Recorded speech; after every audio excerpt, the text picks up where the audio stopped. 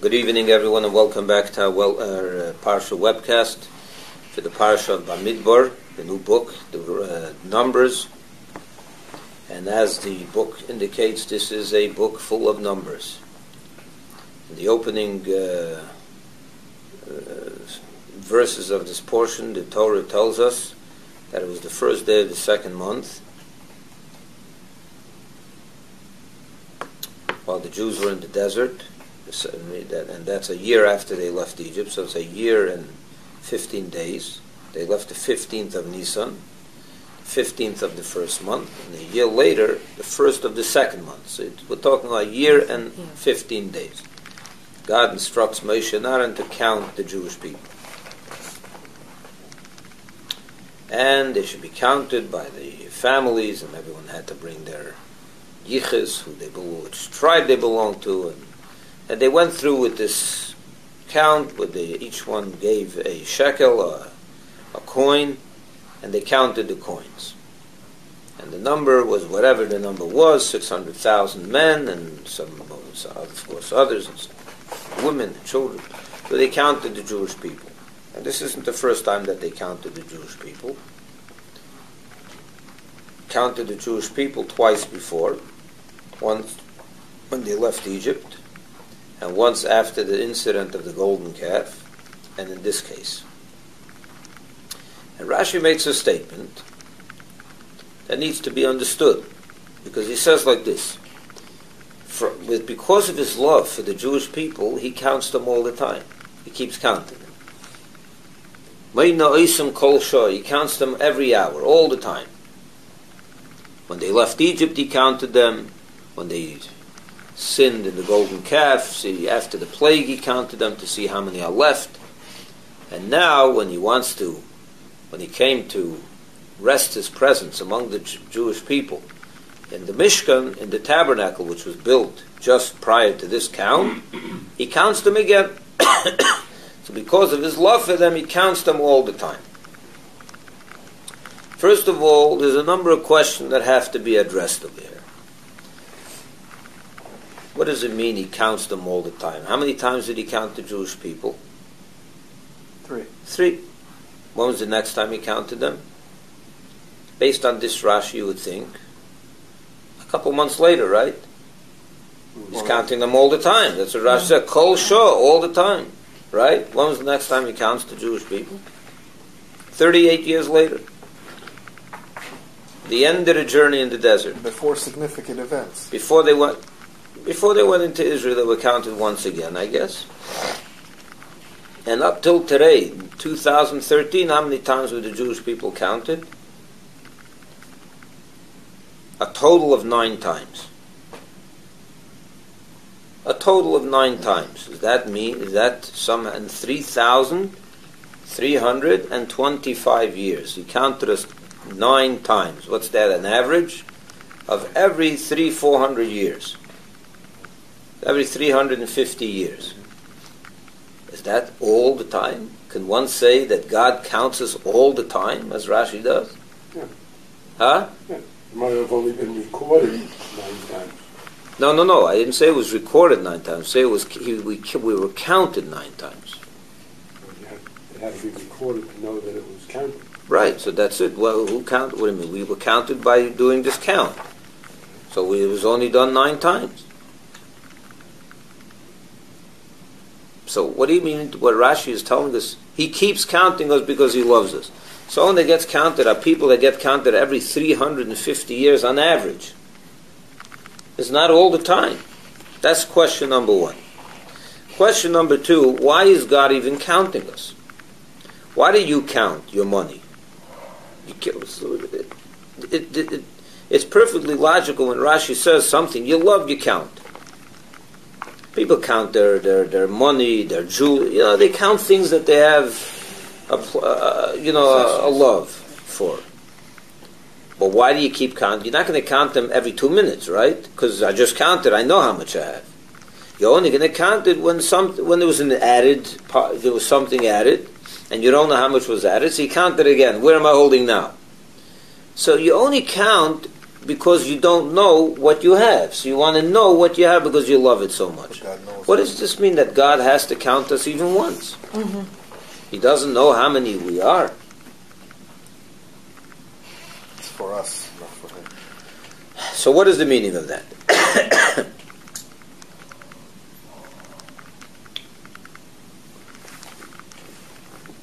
Important point that should be made when we talk about counting the Jewish people is when you count every person as one.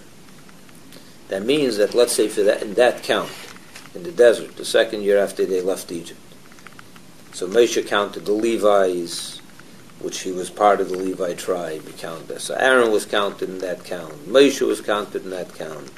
The heads of the tribes were counted in that count. The most important people were counted in that count, down to the least important person. Right? And in a count, the nature of a count is that everyone counts for one. The greatest of the great and the simplest of the simplest are both equally counted as one. Which means that what God is counting over here is not our qualities. What is emphasized over here is specifically not each person's individual qualities. Because if we were measuring qualitatively, we would say, qualities and talents and so on and so forth. Certainly Moshe, which is incredibly the highest of the high, would count for much more than someone that's a nobody, has absolutely nothing. The fact that you're giving Moshe a number one, and you're giving the simplest also number one, they're both one, they both count for one, means you're not counting their qualities. What are you counting then? We must therefore say that what God was counting over here and what was being emphasized in this count is that something that makes everyone equally important. And that's why Moshe is one and the simplest person is one. Because what we're looking over here is not the mitzvahs that you do, and the great mind that you have, and the prophetic powers that you have, in the case of Moshe, because then the Yankel, who's not a prophet, would not count for even one. And the Shlomazel that has no head on his shoulders, you know what I mean, it wouldn't count for anything either. The fact that we're counting everyone as one means that we're emphasizing in this count something that it goes beyond all those, what I would call external qualities. Kol nefesh? We're counting over here, in the words of the sages, of the Hasidic masters, the Nekudas HaYahadus, which means the essence of Jewishness, the essence of the Jew, which we all possess. The essence of our neshama is what's being emphasized in account. And in that sense, we're all the same. When you're talking about the neshama as it's trickled down into our bodies and the way we function based on our neshama, certainly Moshe is on a completely different level than everyone else. But when we're talking about our source, where we all originate from, we all originate from Chachmei Law, from the highest level of God's wisdom, where all neshamas are carved out of. So that essence we all share. That's what God was counting. Now we can also understand why He counted us. Because we asked before, does God not know how many we are? Sure He knows. He doesn't need a count for us. And you answered, He did it for us. What does it mean for us? When you count someone, you are revealing to that person that I just counted you, and you count for one. And the guy's going to say, wait a minute, Moshe counts for one and I also count for one. How could that be? Oh, so you explain. Because we're not counting your qualities, your talents and your abilities and your so on. What are you counting then? Oh, your Nekudas HaYahadus, your essence of your neshama. Oh, tell me about that. So the count reveals within the Yid that essence and that is essential power. That's the purpose of the count, to reveal within every single one who's being counted the essence of his neshama. When you reveal that essence, you've done the person a great service. Because now he's in touch with a higher reality, with something that is real, with his real quality. And maybe, just maybe, that will inspire him to live according to that essence. Say, wait a minute, if I'm so connected to Hashem and I'm rooted in the essence of Hashem, wait a minute, how am I living my life on a daily basis? So you're revealing within that person a power within him that had he not had that revelation, who knows what his conduct would be. And that's what Rashi means, because of his, his love for us, he counts us all the time. He doesn't mean that he's counting us every 2 days. What it means is he counts us all the time. That effect of the count is an effect that remains all the time. You revealed within the Yid his essence of his neshama, it's revealed now for good. It has the ability to affect him kol shor all the time. So like the words of creation, when God speaks the world of into creation, that word is constantly creating itself. So that count that he's doing is constantly... No, I don't mean that. It's not, I wouldn't compare the two. No, you're saying that the word that God said, let there be light, is continuously being said. No. Talking about here's a different thing. The effect of the count, now that you've revealed in the Yid, brought out from the concealment until you open the fact that he had his neshama, his essence, so now that affects him the whole time. So the count is kol shor affect. What's the count? It's for us to reveal. The count revealed in us our neshama. That revelation is kol shor. Is all the time. Now, this parasha Bamidbar is always read before Shavuos. Most years, the Shabbos before Shavuos. What is Shavuos? Shavuos is the day that God married the Jewish people. Right? God marries the Jewish people, so who's the husband, who's the wife? God is the husband, in the metaphor, and we are the wife. What is the minhag? What is the custom? What does a groom do the Shabbos before his wedding? He gets an ufruf, right? Every chassan, a groom, has an ufruf. You know what an ufruf is? No. An ufruf is where you're called up to the Torah. They throw candies on you, right? That's called an ufruf? Ufruf, in Yiddish. It's a Yiddish word. Aliyah l'Torah. You get an aliyah to the Torah. So therefore, if God's the chassan, God is getting married this coming Tuesday night to us, on Shavuos, so he has an ufruf this Shabbos. So he gets called up to the Torah this Shabbos. Naturally, you would think that if God is getting called up to the Torah before Shavuos, that this portion should have some kind of connection to the marriage that is going to take place in that week. Right? So what is this connection? I believe this is the connection. What does it mean? What happens on Shavuos? What's the connect? What is really Shavuos all about? He's counting his wives. He's counting his wives.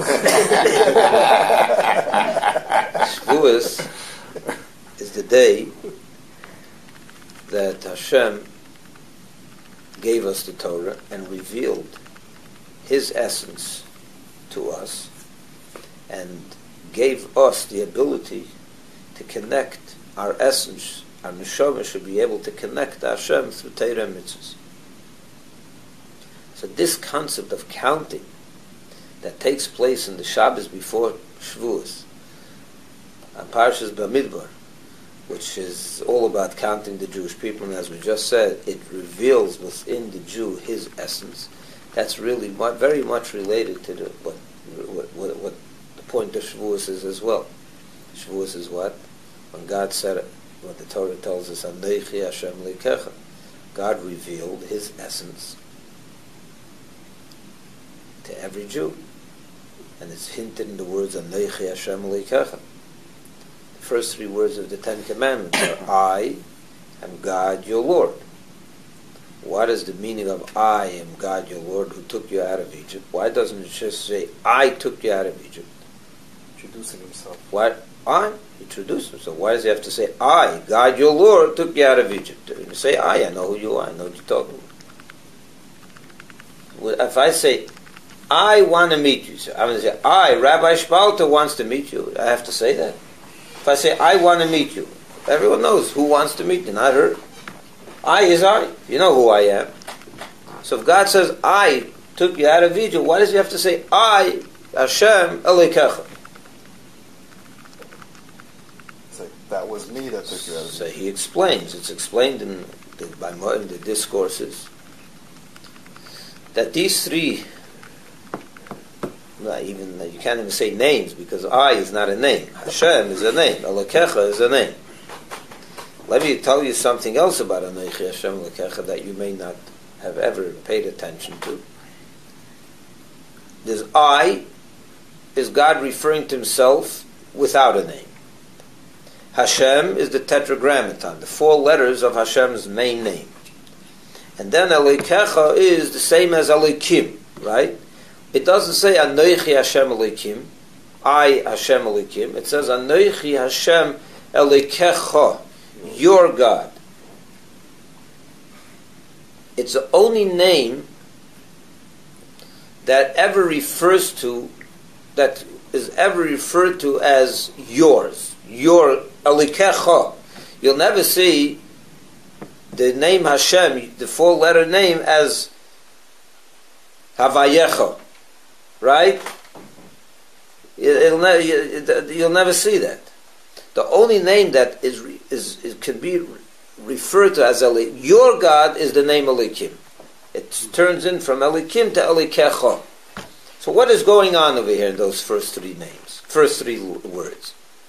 So according to the Kabbalists and the Hasidic masters, Anochi is a reference to a level of Hashem that is so essential and elevated and removed that it cannot even be referred to with any name.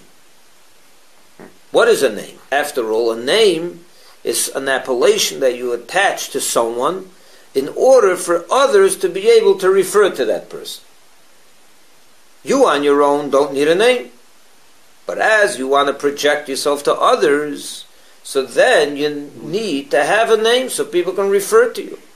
But if there are no others, there's no point in the name. There's a level of Hashem that's entirely above others, entirely above our worlds, of any level, of any kind of relationship with our worlds, where it cannot even be referred to by any name because it's totally beyond it. A relationship with anything that would need a name. So that's the highest level of Hashem, referred to as the Atzmos, the essence of Hashem. But that essence, he then contracted. I'll give you a little Kabbalah here. He then contracted, and all of you know already some of this Kabbalah stuff. He contracted, and he allowed for it to be lowered to a level in which a name is already becomes a reality. And that is the name, the main name of Hashem, which is Hashem. Yud Kei Vav Kei, the tetragrammaton, the 4 letters of Hashem's name, the Yud, the Hey, the Vav, and the Hey. And each one of those letters, by the way, represents part of this Tzimtzum process, part of this contraction and dilution process, as we've discussed many times. And basically it says in Chassidus and Kabbalah that the name Hashem, God's name, is as God is revealed in the world of Atzilus. That's where you can start calling God by a name. But that's still way beyond us. So Hashem took that level now and diluted it even further and lowered it even further into the name Elokim. Elokim is already the level of Hashem as he is the creator of creation, of the creator of nature. Very much involved in our world, no longer above our world. As he is enclosed in our world, animating our world, bringing it into existence, giving it life, involved with our world, and so on and so forth. And that name Elokim becomes even more tailored. It becomes Elokecha, your Lord. that it becomes now enclosed and one and manifest in your neshama. And that's what happened at Matan Torah. That's what happened at Mount Sinai. God's very essence, He allowed to be lowered into our world so that I become united with us, Alikecha, one with us, so that our essence should be able to have a relationship with Hashem. And that's the reason for counting the Jewish people before Shavuos. To reveal that essence within us, which can now motivate us to serve Hashem in the way He wants us to, without which, who knows if we'd be able to find the strength to do that, or even be interested in finding the strength to do that.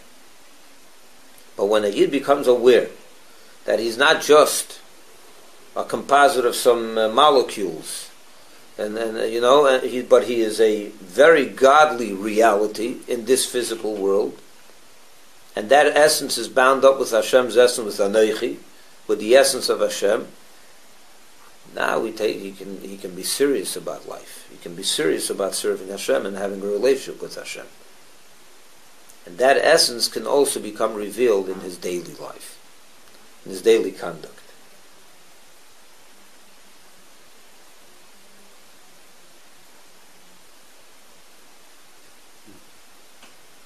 If you want, I can go a step further and say that God counted us 3 times up to that point. Once when we left Egypt, once when we did Tshuva, when we repented after this Chet HaEgel, the sin of the golden calf, and one when we built the Mishkan for Him. It's very interesting, these 3 times. What we just say, that the counts are what reveal the essence of the human being rather than his individual qualities, right? So why the need to reveal them 3 times? 3 counts. So the Rebbe explains in the Sikha something profound, very interesting.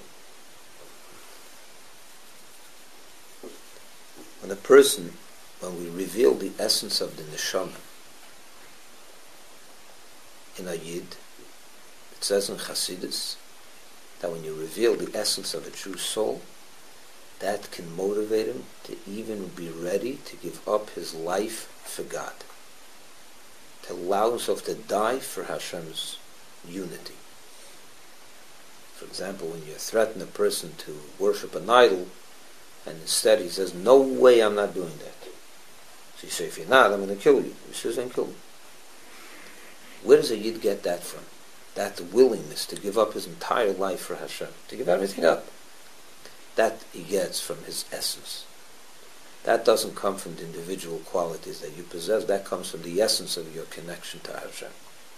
The problem is that essence can manifest itself in your conscious living in 3 different ways. You ready? Number 1, I can describe a situation when a Yid is confronted with this test and he's ready to give up his life. Ready to give up his life. And then at the last minute something happens and the person that's threatening to kill him breaks a leg and he can't execute his plan, and the guy escapes death. Guy escapes death. Now that person that just escaped death, he was ready to give up his life. His essence of his soul was very much revealed. This man was ready to give everything up for God. That's a deep connection. But does that mean that once he's saved from that plot, that the next day he's going to be, the best Jew in the world?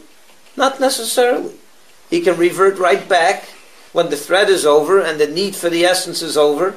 That can go back into hiding, and his regular self is back to square one. As do most people.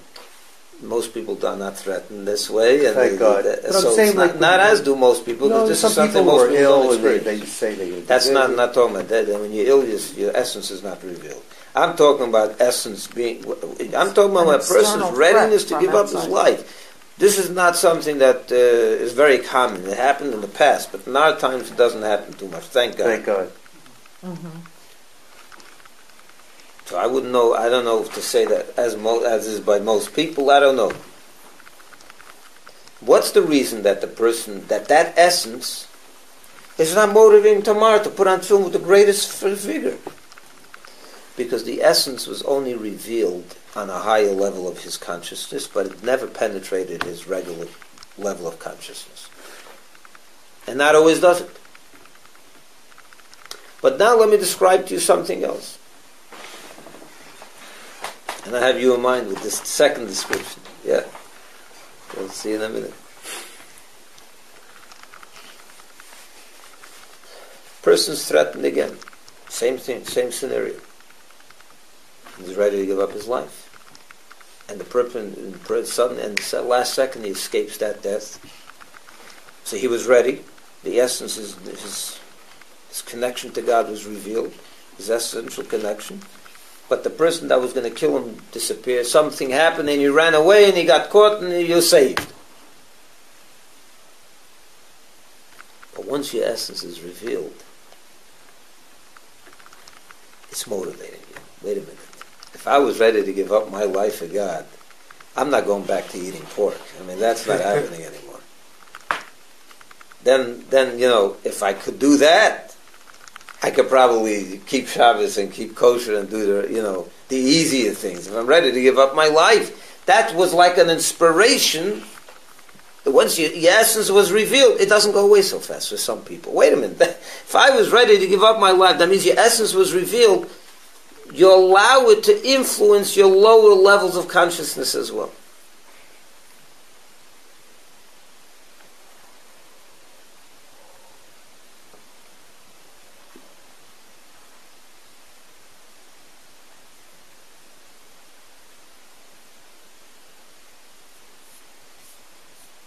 But, in other words, when you have this moment of total dedication, up to the point where you're ready to give up your life, the essence is revealed and is penetrating your mind as well. Meaning, you're not going back to who you were yesterday. Your mind changes to a certain degree. Wait a minute, I'm not just, if I went through this ordeal and I showed such dedication to God, I'm going to live it. I'm not just going to go back to who I was yesterday. This is a life-altering experience. So your mind begins to see it. Your mind is influenced by your essence. Yet, even that person, you can tell that although his mind is absorbing it, but it's not because his mind on its own reached that conclusion. It is some outer force, the essence of his soul, that's affecting his mind. Similar to what he's experiencing now. He read a book. It's a total transformation of what you believed. So it's settling it settles in your mind. It's a major change of attitude. It's like dying in you. But it's an outside influence that's working on his mind. It takes time it's not his own mind yet. Someone else's mind has penetrated his own and is beginning to create chaos in there. And your mind is beginning to see it that way also. You're buying into it. But it's not from your own mind. It's some other person's influence on your mind. The same thing, your conscious levels are motivated to live according to the essence of your neshama, but it's not your own mind yet working. It's an influence from the outside on your mind. Your mind is falling in line, but it's not from within. It's an outside influence. But then there's the ultimate experience, where the essence of the soul has so penetrated the mind. Look at him in a month, or in 2 months, or in a year. He's going to think, his own mind is going to process things the way he read it, the way it should be processed. His mind will be transformed. Our mind and hearts are transformed by our essence, where now the whole entire existence is automatically functioning according to the wills and the impressions and the what's the word I'm looking for? The perceptions of the essence of the soul. The Rebbe said those are the three counts. When the Jews left Egypt, they were nobody. They were worth nothing. They were not capable of even understanding anything about God. They were Egyptian almost. God schlepped them out. So he counted them. What did he do? He revealed their essence. You could be a Yid. So they ran out of Egypt. They flew. And they ran to Mount Torah. But then, it didn't have the greatest effect on them necessarily right away. They sinned with the golden calf Right away. The minute the revelation was over, boom, it's back to pork. Then came tshuva, the golden calf's experience, but the Yidden that didn't get killed in that ordeal, they worked themselves over to a point where the essence of the neshama, the second count, revealed their essence to the point where it's beginning to affect their lower consciousness as well. But still, it's not necessarily from within. You're being influenced by something. You're being influenced by something outside, but from an external force, the essence of the soul. Came the third point, the third count.